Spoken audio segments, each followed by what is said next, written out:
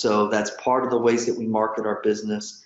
There's other things that we do to secure the contracts, if you will, secure the commitments with our lenders, and really go out and perform and structure it with transparency so they keep coming back again and again and again, because they absolutely do. So like I said, Robert Kiyosaki calls this the #1 skill set of an entrepreneur, and I agree. Like it absolutely is, because if you can raise money, and you can, so like just remove the if from my statement. Like when you learn how to raise money and continually do it, you'll see like it opens up this whole new world. Like you're investing with these blinders on, thinking you're limited to just this, and it opens up this whole new world that you didn't even know existed.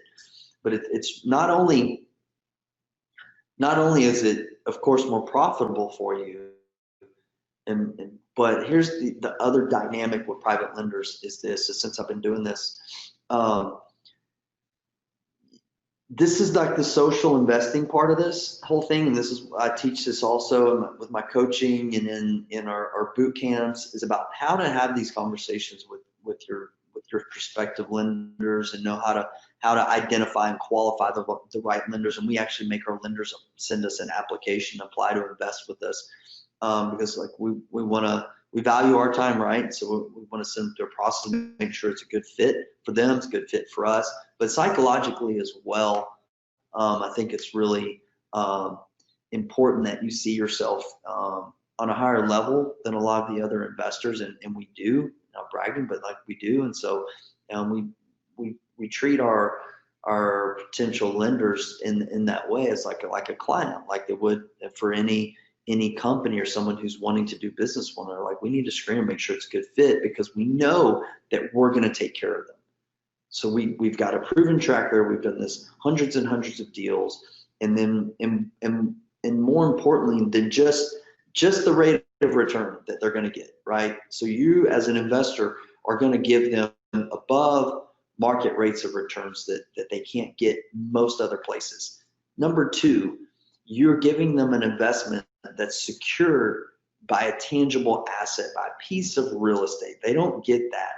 They don't get that on Wall Street, right? They don't get that at most places, but that's what you're giving them, an incredible rate of return, right? Secured by a piece of equity, a piece of real estate that has equity in it. So you're already head and shoulders above your competition, which is other investment opportunities, right?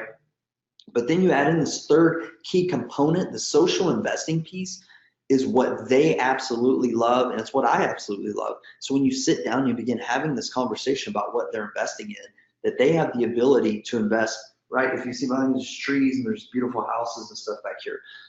So that's what they're investing in, right? They're investing in their local community. So when they invest that money with you, they're investing with you and they're investing in your company, but you begin to paint the picture of them that they're investing it in their own backyard to help restore and revitalize communities, to buy rundown, broken down houses with equity, granted with a lot of equity, that we're hiring local contractors to restore, rebuild, remodel. We're buying materials from local hardware stores like Granite. A lot of it is Home Depot, but we're buying granite from the granite yards. We're buying lumber from the lumber yards. We're buying mulch and sod and stuff from the local landscaping places, and we're hiring local cleaners and painters and plumbers and electricians and handymen and trash guys and bookkeepers and all these people. Like, it's in our community. So it's not shipping their money off to Wall Street. No one who knows what's going on behind closed doors, but it's right there where they can drive by, take a look at the house, see the renovations being done, seeing the people that are being employed from your investment, and at the same time beating and exceeding the rates of return that they're getting anywhere else with security. It's like, it is the best thing since sliced bread, my friends. When you learn how to have that conversation, you learn that there's literally hundreds of millions of dollars available in your market, like at Quest alone, that's not being invested. It becomes so easy. It's like shooting fish in a barrel. Have you ever shot fish in a barrel? I never have, but I've heard it's easy.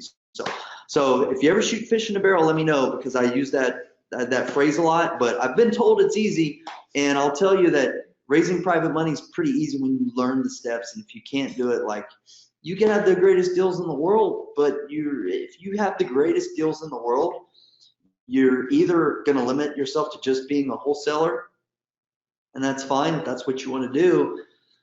But guess what? We rarely wholesale houses.